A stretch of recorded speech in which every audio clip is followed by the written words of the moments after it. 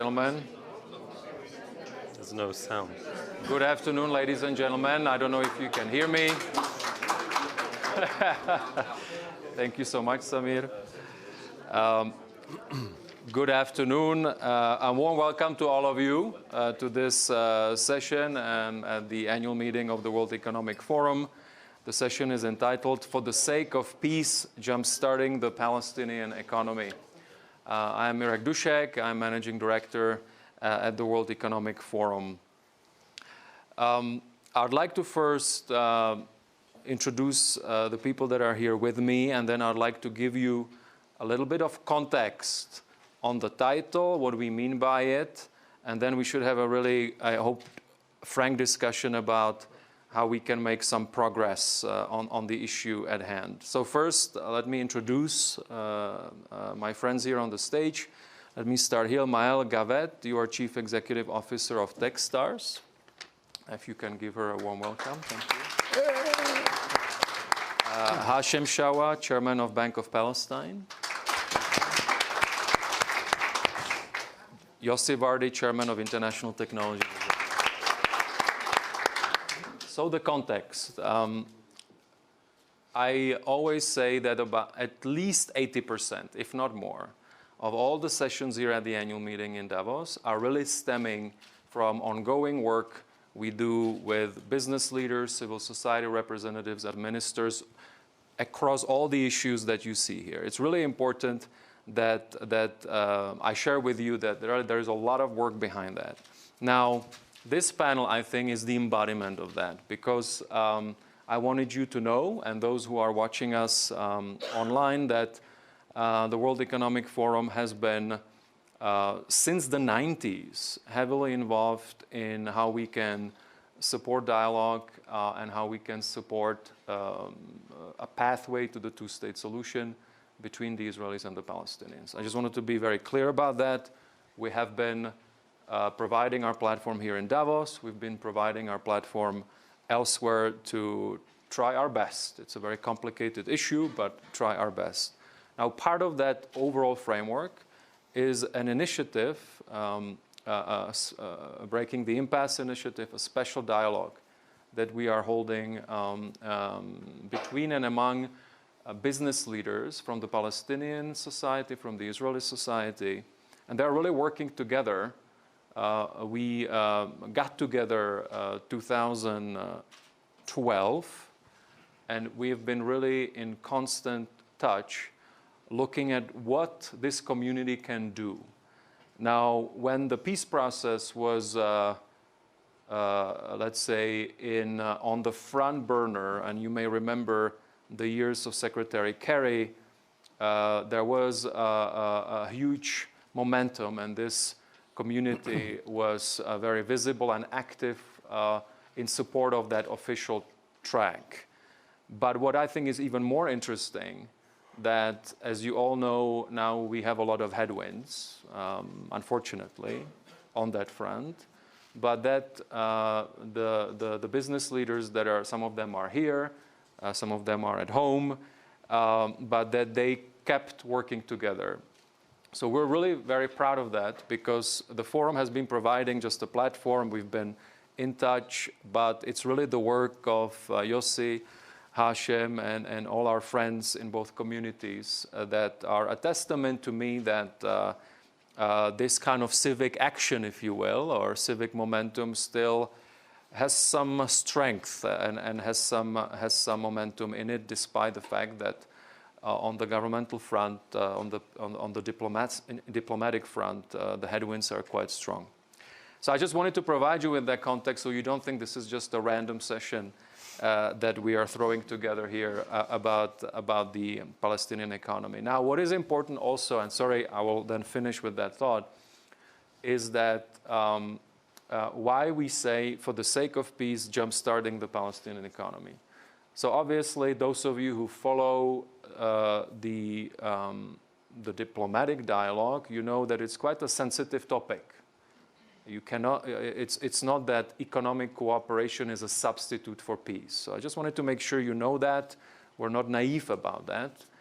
But it's really important that you don't ignore the realities on the ground. It's just because there isn't peace right now or a peace agreement, if you ignore the realities on the ground and you don't invest in the Palestinian economy and Palestinian society, you're actually undermining the prospects for peace in the future. You will have a more fragile society that has less growth, more unemployment.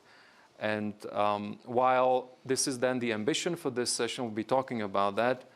I think, Hashim, you will cover the state of the Palestinian economy. And let's face it, we have seen headwinds there too. Of course, COVID and also some of the repercussions around food prices and energy prices also stemming from the war in Europe have not helped. So I just for the sake of context, I wanted to share that with you. And now I'd like to go to Yossi Vardi, if I can start with you, because you were at the inception. You actually were one of the co-initiators of this whole initiative back in Istanbul when we met for the first time. So I would like to ask you, why is it that you're still in it, frankly? Because it's been such a long time, and we haven't really succeeded yet. And so, why are you in it? You want the true answer or the formal answer? The true answer, you know, I'm together with Talma already 59 years, but I'm still under evaluation. So I want to impress her, but I have. Talma, I'm sorry. But the reason, it's becoming a little personal, but I will tell you, when I was in the government many years ago, we had the peace agreement with Egypt, and I was responsible to the oil part of it.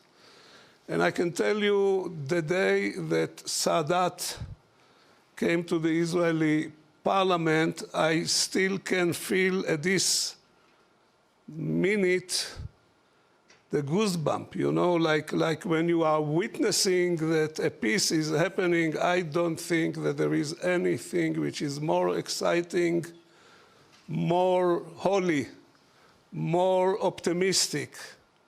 You think about the fact that mothers will not have to shed tears on their killed sons. It's really something extraordinary, you know, and I was lucky to participate in the Egyptian peace and then also in the Jordanian peace, and I even spent good 2 months in White Plantation trying to negotiate peace with the Palestinian. And then it takes you to all kinds of thought, you know, on meaning of many things that I don't want to share. I think this is simply, if you want to work for a cause, I cannot think about any cause which is more correct or more important or more moral or impact the life of many people more than being engaged in this thing. So this is the reason. And also, you know, because of the little grim probability, you know, right now the political situation between us and the Palestinians is not in its peak, I would say, carefully. But even if there is 1% of 1% of 1% of chance of arriving to this, I think that any just person have to work on it. Thank you. Hashim, the same question to you. Why are you part of this initiative and continue to be and actually leading it? But also then I hinted it would be good to have a mapping of where we are with the Palestinian economy. I mentioned some of the headwinds, so over to you. I'm in it because I love this guy, you know. He's, how can you just not be in something where you have someone... Go on. Is that okay? Is that what we... No, but really, just quickly, first and foremost, thank you, Mirek, and thank you, the WEF, for just being a marathon runner with us. And so And I know Professor Schwab has been stuck at this passionately, personally, for decades, and for him and for you, I know this is. We know this is special, and frankly, putting Palestine, Israel on the agenda amongst all the things you have on the agenda, which, you know, from climate and our planet to the whole host of global issues, we really appreciate that you keep putting Palestine on your agenda and joining the call for action for, you know, like-minded partners and friends that like you said, Yossi, want to do something just, impactful, transformative for the region, and not just for the region, for the world. I mean, the Israeli-Palestinian issue, conflict, occupation, so many people call it different things. The big elephant in the room, in the world, in the universe, it's a big deal, right? And we all want to, you know, one day everyone asks themselves, you know, what, you know, when you leave this world, what do you want to look back on and say, what did I do, and what did we do? And I think we owe it to our children and our future generations that we all work together at this. And there will be always people that want to undermine and put hurdles and try to, you know, come up with narratives that you know, that totally try to dismantle or disrupt what the efforts we're trying to do, or call us, you know, depending on which side you're on, different names. But we're sticking at it, and we see the value. And like you said, Mirek, I'm really glad you highlighted specifically that this is no substitute for political horizon and political process, and justice and freedom, and an end to this this longest historic, you know, occupation, and to try to make sure that, you know, you highlighted that it's not a substitute, and that's really important, because while we're against, you know, economic peace and trading, you know, trading off with rights and freedom. You know, we're not against a real, genuine, impactful economic development initiative, you know. But ultimately, we want freedom, we want rights. Yeah. And I think the call for action now is so timely because, and talking about initiatives that can create that and sustain resilience and strengthen and scale up resilience and keep people hopeful and create jobs and prosperity agenda is important, because, you know, at the end of the day, the alternative is dark, is bleak.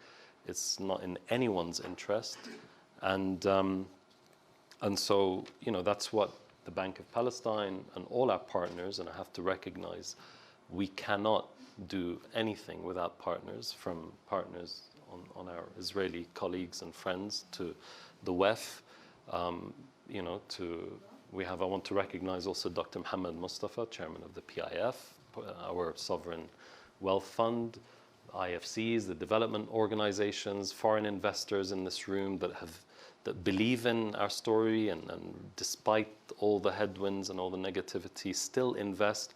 You know, where typically Palestine has been a charity case lens, you know, mainly donor and funding for, you know, to support mainly humanitarian issues, but that's the perception, but I want you to realize that actually for every dollar of donor aid that Palestine has received, there's been about $2.5 to $3 of investment by private sector, whether it's Palestinian private sector. Don't forget, there are 5 million Palestinians on the ground that are still there day in, day out, putting, you know, taking their kids to school, educating their kids, and putting their capital and their wealth and their generation from family generation to generation, putting their investment into their businesses from the small to the big. And that is not going to end. And that gives us hope. And that's something that the bank with its partners has been scaling up on all levels. Thank you so much, Hashim. If I could go to you, Maelle, so we now started talking about the Palestinian economy. Hashim, you said that there is this shift that maybe before it was more around 8, but I know you've been really on the front foot, and you will talk about it, I think, more about some of the initiatives that we're doing with the initiative, with some of the projects we have on the ground. But entrepreneurship, startups are part of that, being on the front foot, proactive on the economy. Techstars that you had, Maelle, is known in the world, around the world, that you really are helping create these ecosystems and boost them. So what are the signals you're receiving when you talk about Palestinian entrepreneurs or with Palestinian entrepreneurs? What are the signals you are getting? Yeah, so first, thanks for inviting us on this stage. I have to disclose to people, Yossi was one of my first mentors when I was a young entrepreneur, a long time ago. And Hashim and I, we met, 6 months ago? Mm-hmm. In Palestine. And that was a trip that I still remember, and that helped me understand, and me and my organization helped me understand better the potential that there is in the region. So we are the largest pre-seed investor in the world. We have 3,500 investment in our portfolio. Wow. And the way we do it is by developing ecosystem. We started our business thinking that opportunities, so talent was distributed equally, but opportunity was not. And that as investors, we're not a nonprofit. This is not a philanthropic conversation for us. As an investor, we believe that there are so many underserved, overlooked founders all around the world, people who don't even know that they could be amazing entrepreneurs because no one ever came to them to tell them, you have what it takes and there is an ecosystem to help you. And we see our job is to go and find these diamonds in the rough and help them become VC backable. We're the deal flow to the VC industry. This year we're going to make 800 pre-seed investments. And then we go to the VC and we're like, look at these amazing entrepreneurs that you would never have thought about. And so talking about Palestine, finally going back to your question, we're very good at spotting signals. Like, again, we make a living out of it. We look at regions and we're like, no one is doing really enough there. Maybe we should go and look at it. And for us, Palestine has been increasingly on the map because there is a high level of education. There is a young population. Whether we like it or not, entrepreneurs tend to be on the young side. Though we do have... Like us. Exactly, like us. So we do have initiatives for older entrepreneurs as well. We also see an ecosystem that is being developed. Bank of Palestine is one of the main stakeholders in that. And that's important. An ecosystem doesn't... You can't have just entrepreneurs. You need to have the investors, you need to have government, you need to have infrastructure being put in place. And same thing, we're seeing all these signals. And then there is what usually makes a huge difference, which is the necessity to be an entrepreneur.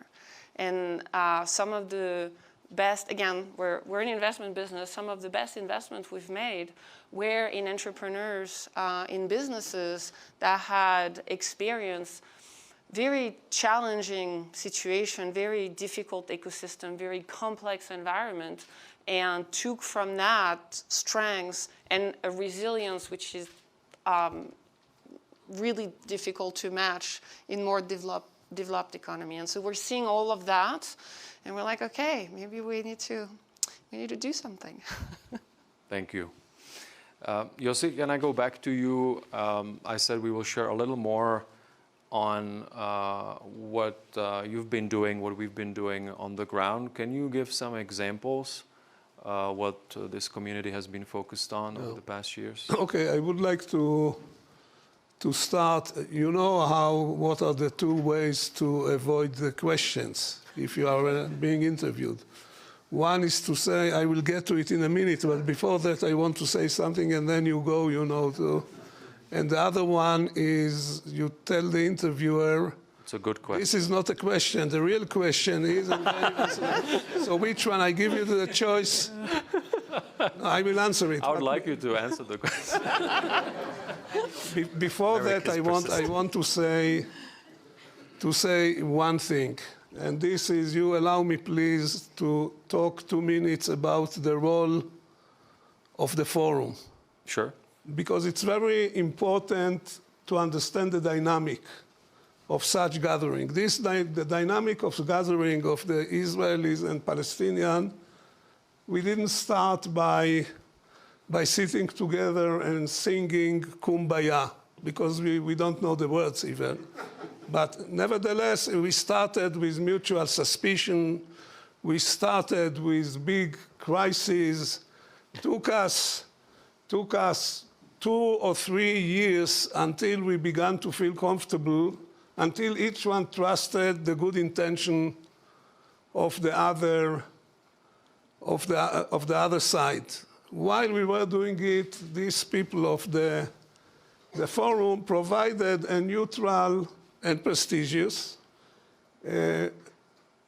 place to meet, and not only that, you know, both the Israelis and the Palestinians, we were looked at like, are you going really to talk with the Palestinians? What kind of men you are? What is, it's not the right thing to do maybe, and the same thing with the Palestinians. The fact that it's done under this framework, which is not a political framework, this is a probably one of the best platforms in the world for people to collaborate, people from the industry, government to government. So the framework, I think, held the whole thing together for a long time. Add to it the regional meetings, which is high time, Mirek, that you will consider redoing them again, where we were able to meet in the region, really provided a good and very important framework. I am nudging Mirek because of our experience, and I will talk in a minute. In a minute, I will get to your question. According the Council of Foreign Relations, I think there are today 27 international conflicts. Conflict defined where somebody is killing somebody else, because political conflict are close to 100. And today there are 27, some of you know some of them, and some you don't know. And I'm telling the forum all the time that they should create 27 initiatives like this, because one of the most important output is the feeling of trust, and also the feeling of the level of compassion which is rising up. I have here my good friend Dan Vilensky. Dan Vilensky brought to Israel, I don't know how many companies you brought from America. Several. How many? 5? 5. How many of them went bankrupt? One. And one of them got to what size? What is the size of applied material today in Israel? Over $2 billion sales. And he decided, he took it as a personal crusade to bring a company to Palestine. He goes to raise funds. He flew to Abu Dhabi. He drive everybody crazy that we will give him names of potential investors, and this is really wonderful to see this thing, and the framework resulted in it. Now you asked the question which I'm trying to avoid, you know, okay, where is the beef? You know, whatever, other than this wonderful, yeah. What did you get on the ground? So I can tell you the following. First of all, regarding the two states solution, we advanced very much. I think it's a matter of weeks, if not an hours. We didn't before the end of the month. Before the end of, yes, before the end of the month, but we don't say which month. So, which year? Unfortunately, there is not much we can show, and in this case, it's very easy for me to push the blame, and at the end of the day, what we said when we created the thing is that we will give the leaders comfort if they are going to announce it, because announcing peace, I spoke about how beautiful is the peace, but people are not readily accepting it. You know, Mr. Rabin trying to make peace was killed, Sadat trying to make peace was killed, and this is, we thought that we will provide the leaders with comfort that the business community is supporting them. So at least they will make a little check mark somewhere on the way, and we will also try to work on it. But we are now, how many years, Muhammad, how many years you are now under our benevolent occupation? 47, I guess. No, I think more. From 67, who knows our mathematics? 20. 46. No, it's more than 50. He's giving you a discount. You know, your investors should be a little bit careful. 50, how much? 74. 55. 75. No, not 75. This is our hope, you know, but we are not there yet. So 55 A years. long time.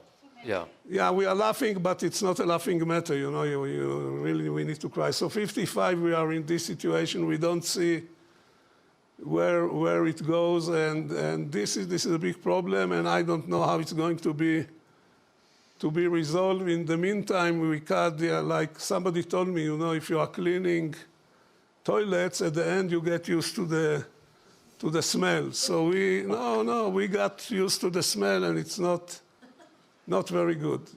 Okay. You don't agree with what I'm saying? You agree? So this we can only to deplore.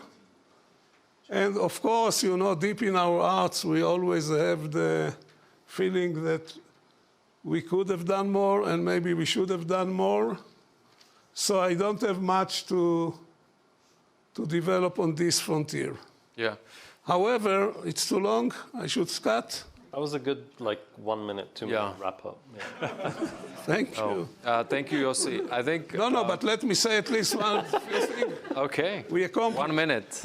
Okay, what we accomplished on the ground, we started 6 working groups that were able to do certain things. I think some of them are very nice. We help, you know, it's not only our work. Many people in Israel are involved, but altogether, we have now a community of 2,200 young Palestinians, which are working for the best roster of companies in the world, like HP and NVIDIA, and really the top of the top.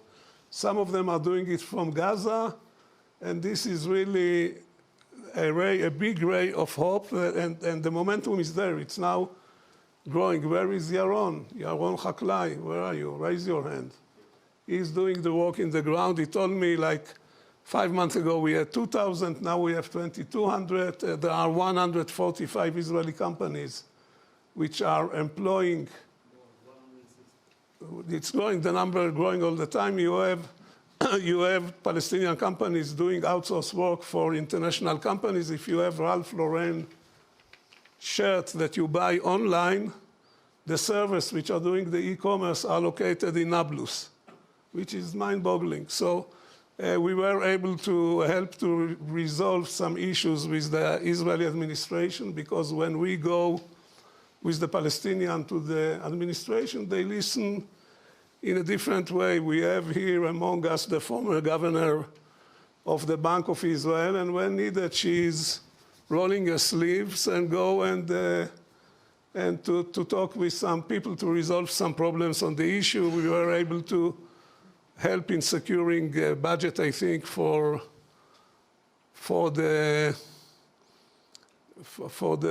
your health issues. So we are helpful. We create some things. It doesn't resolve the problems, but it creates trust, and it creates momentum, and it creates positive vibe. So if I have to give myself a grade on our accomplished so far, I would say maybe 7, maybe a little bit less than 7. It's not 10, but it's also not 0. I don't know. He will give me 3, I think, but who cares? He's a Palestinian, so we don't care. Thank you, Yossi. Hashim, because I know you also you have a VC entity, so tell us a little more so we can understand the Palestinian startup ecosystem, entrepreneurial ecosystem. What is the landscape? Are you the only VC? Are there more? What kind of companies do we have in Palestine? Okay. So I'll answer that question and then I'll talk about the other stuff. Okay. So, look, Bank of Palestine since ever has been all about inclusive, sustainable development, right?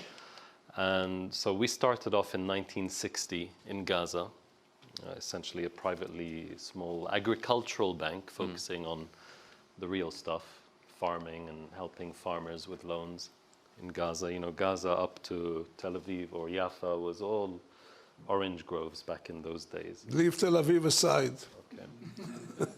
But we've, in that spirit, I mean, the bank is still very much a real economy bank and really obsessed with long-term, inclusive, sustainable growth. So, and we take a holistic approach. So we, first of all, you know, I'd like to recognize my better half, my wife, Bernie, who helped me really tremendously as we went back from living in Switzerland in 2007 to go back to Palestine, which was very, as you can imagine, quite a shocking contrast from Geneva to Gaza. You know, quite two Gs, but different Gs. And 2007 was a tough time, right? I'm not going to go into the details, but tough times. But one of the first things I did, because after 15 years of working for the likes of Citigroup and HSBC and working with the biggest banks in the world in different sectors and geographies, you know, I really used that knowledge and that support and partnerships, my amazing team at the bank and the board, to really push through transformational projects and programs. The first was to become, and I made that commitment at your WEF forum in the Dead Sea, do you remember, to be gender balanced by 2020. You remember we did that announcement. And the bank, I'm proud to say, with a 1.5 year delay because of COVID, and we like to blame COVID a lot, but we became 50-50 at board level. You know, that's unheard of.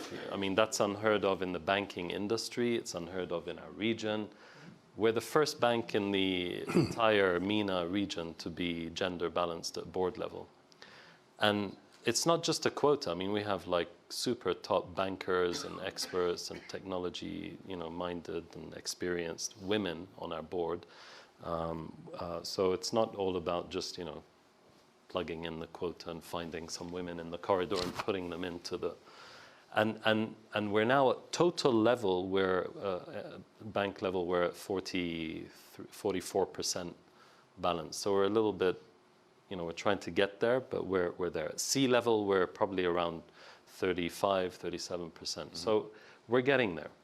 And in that lens, I want to tell you that I think if more women are in policy making, decision making, impactful jobs, whether it's in government or private sector, you can get transformational change.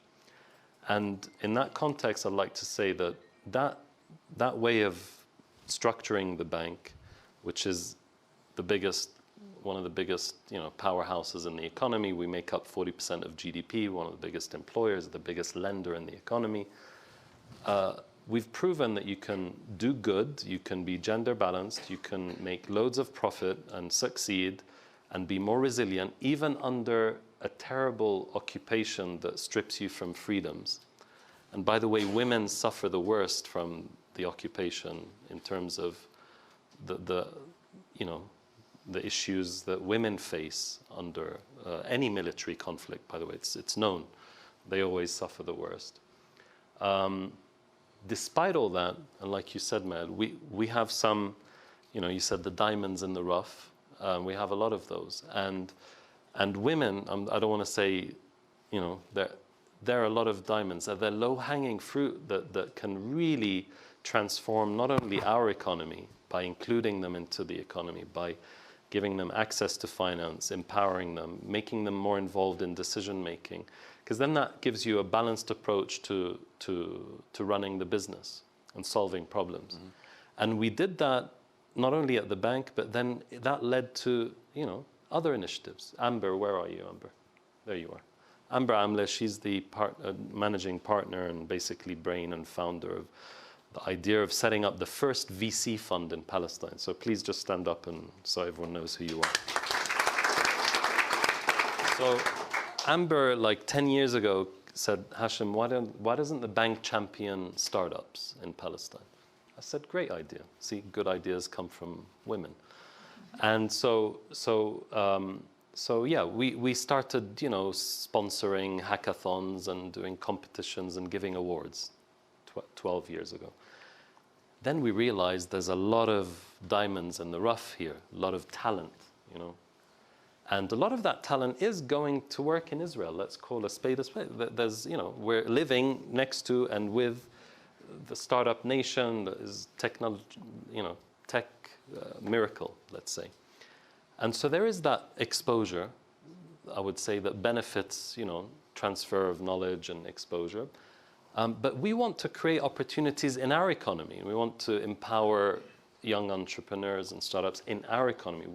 The occupation has cost the Palestinian economy billions and billions a year. I mean, I think half of our GDP is evaporated just by restrictions from the occupation. And McKinsey did a study on if just simple restrictions were lifted by the Israelis on the Palestinian economy, you could unleash, double, our GDP could grow by 200% or more.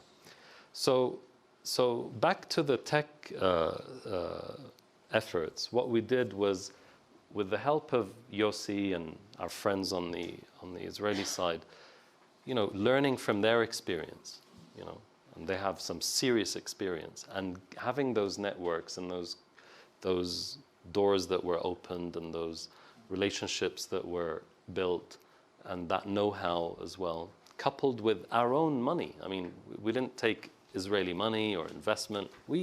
This is, like I said, donor aid from the international community, $1. We Palestinians and foreign investors have put $3.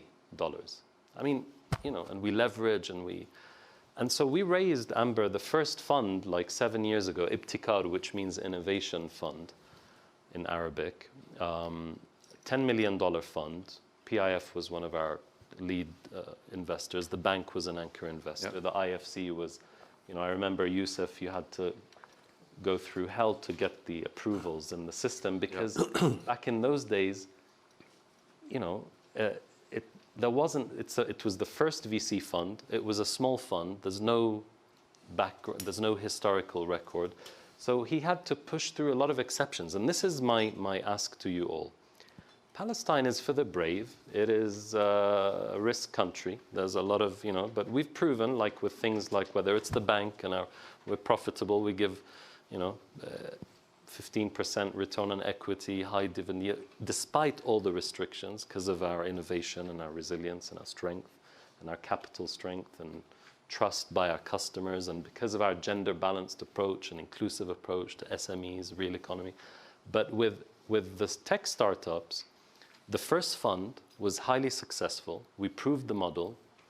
We're now closing a second fund. 7 years later, we're doing another fund, $30 million, so 3 times bigger, investing in Palestinians in Palestine, but Palestinians wherever they may be in the region.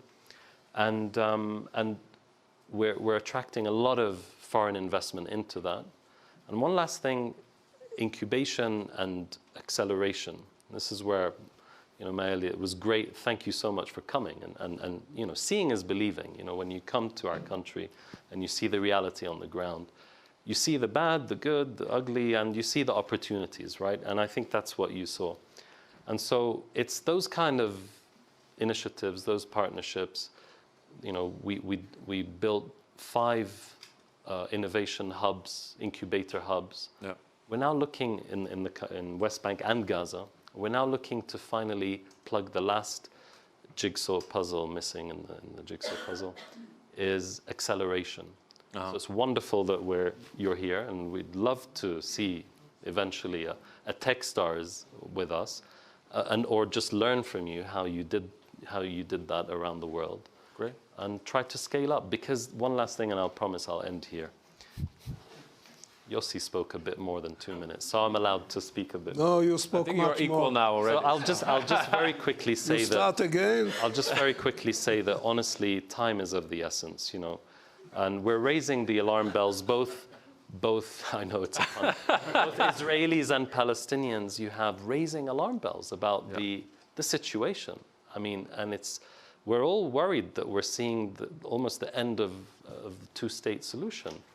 And we saw with the recent elections in Israel what's going on, and I don't know where things are going. Everyone's waiting and seeing.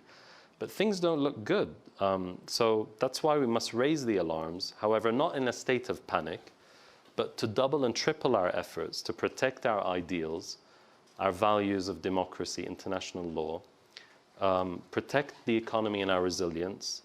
And it's a just, like you said, it's a just cause. So that's just what I wanted to cover. Sorry, it took a bit. Thank you so much. We left Maelle about 20 seconds. I'm sorry, man.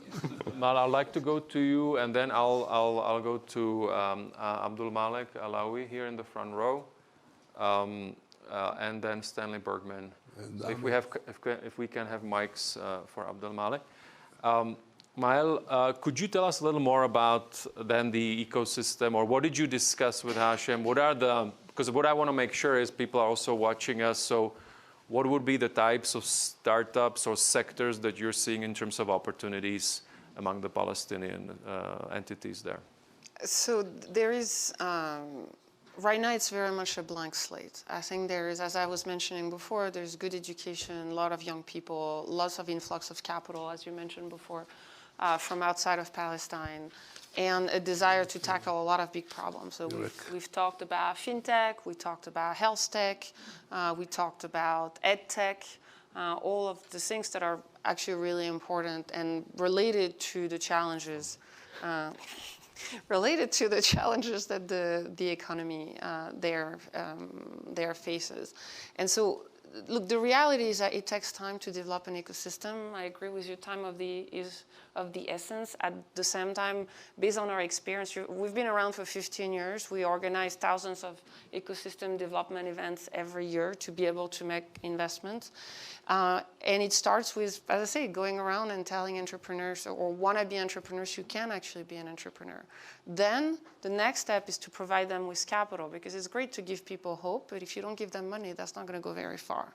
So then you need to give them capital. Then you need to give them mentorship. A lot of what we're doing with our accelerator program is that. It's because we take these entrepreneurs who have the desire, we give them capital, but if they have no mentors, if they have no support, they're not going to be successful.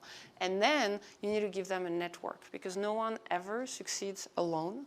And one of the things that we bring, and the reason why we're generally well received in the countries where we go in, is that we bring 24,000 investors who have invested in a Techstars company, and 8,000 mentors. And when we look at an economy that has all the sign that it could be even better than what it is, much bigger than what it is, like for us, it's like, yeah, let's go, let's figure out how we can make that together. Let's do it. Thank you so much. Thank you also for being so crisp and focused. An inspiration to us all. That's what Hint, hint.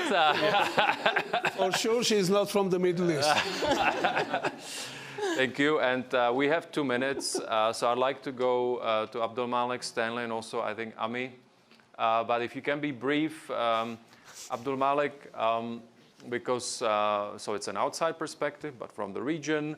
Morocco has diplomatic relations with Israel, but also is supporting Palestine and the Palestinian economy. If you can tell us a little more about that. Well, thank you very much for including Morocco in this conversation. And in 1 minute, all taxes included, I would say that we're a very old country. We're 1,300 years old.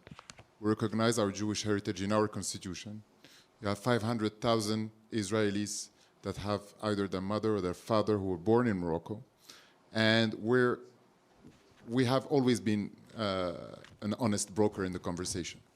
And this position of being the honest broker is slowly shifting from political resolution to the economy. And we look at the Moroccan private sector, we're more and more interested in building bridges with Palestinian entrepreneurs. 100 Palestinian entrepreneurs were in Morocco in the last 6 months. They're looking at Moroccan entrepreneurs and at our experience, but also the role that historically we play as mediators helps business.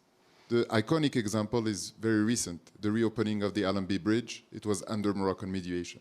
So our ambition as Morocco is to keep dialogue with both sides. We are for a two-state solution, but we do believe that although the economy cannot substitute itself to a peaceful settlement, it's one of the necessary conditions in order for peace to arrive more rapidly. Thank you so much. So really quickly, Stanley Bergman and then Ami Appelbaum, and then we wrap up. Mirek, thank you for continuing to sponsor these discussions. I was born in South Africa, left for the United States. South Africa was at the brink of explosion when we left. Yeah, you can debate corruption and all of that, but the political resolution occurred. We don't publicize it. We have people, my company is Fortune 500. We have people in Palestine on the ground. Remote work is now very much possible. It's not frowned upon. And I would encourage you to think about attracting foreign companies to think about remote work. People speak English, can answer the phone. It's done in the Philippines, it's done in India. Why not Palestine? And areas such as dealing with accounts payable, accounts receivable remotely on behalf of international companies is now fine. It works. We've shown that remote works. And so I would encourage this dialogue, Mirek, to continue. Don't give up. And there are opportunities for you to bring the world to Palestine. Thank you so much. And Ami Appelbaum, and then we wrap up. Can I hear 1 second? So then after Ami, then Stu, and then we're really out of time. So, yeah. So we have 1 minute, but I am good students from Yossi students. No, please from Maelle. The story is that I was sitting on the plane, and the guy come and say, his name is Zamlot, and he's a Palestinian ambassador. And he say, I am your neighbor. And I said, what do you mean neighbor? I thought you are Israeli. He said, no, I'm neighbor. So I asked, neighbor from Jordan? He said, no, I'm not from Jordan. I'm from Ramallah. I said, wow, Ramallah. And what is your job? I'm ambassador. And I asked him, so why we are two friends that sitting next to each other and we are not taking advantage on each other capabilities? That Israel is, as mentioned rightly here, the startup nation. Why we are not working together on the startup nation? And he said, Ami, how can we become a startup nation? I said, I invite you to come to the company I worked before, KLA, and you will see what a startup looks like. And I can take you into some friend of mine that show you how you can give like a call services and so on. And he came, and he watched, and he saw. And I said, why don't we agree that we will go on what is possible, meaning that we will work bottom up and not top down. And bottom up, people will make business, people will work in the high tech, like in a large company. We in Israel Innovation Authority, with I'm chairing, we can put together a fund that will work together like we do with many other of our friends in other countries or even inside Israel to support and learn from each other experience. And that's my message to everyone. Let's do what is possible. Let's not continue to argue what's impossible. It's possible to have a strong economical relationship, a strong... And what the Innovation Authority is willing to do? Everything that we can do with any other country that we are, because by law, we are serving only the Israel states, but we're working with many other countries, including United Arab Emirates. Why we should work with United Arab Emirates and not with the Palestinians? Thank you. Right? Thank you so much. And to close us off is Stu with his comment. Stu Eisenstadt. A practical suggestion. In the Clinton administration, we created something that Congress still has on the books called the Qualifying Industrial Zone. Yeah. In Gaza, which I visited as Undersecretary of State, we had 30 plants. All you need is a minimum of 10% Israeli content. You could ship back duty-free. Those 30 plants employed 1,200 Gazans. The second phase was already being built, and then the second intifada occurred. There is no QIZ in the West Bank. And this would be a fantastic way. The law is there. The administration would get behind it. You would get, and those 30 companies were not just Israeli companies. In fact, most were not Israeli companies. They were Japanese, they were American, taking advantage of the duty-free treatment. So this is a practical suggestion. It's on the books. It can be done. And I think the forum can help mobilize this. Yossi knows about it. So it's a practical suggestion. We've done it also with Egypt and Jordan. In Jordan, it created 150,000 13 in Jordan. There are 4 or 5 in Egypt. Thank you. That's a good idea. Great. Thank you so much also for the practical suggestions. And also just wanted to thank everyone, and particularly Yossi and Hashim, for keep driving it forward despite the headwinds. And also we remain committed. So thank you. We are not doing it alone. There are a lot of people Thank you. here.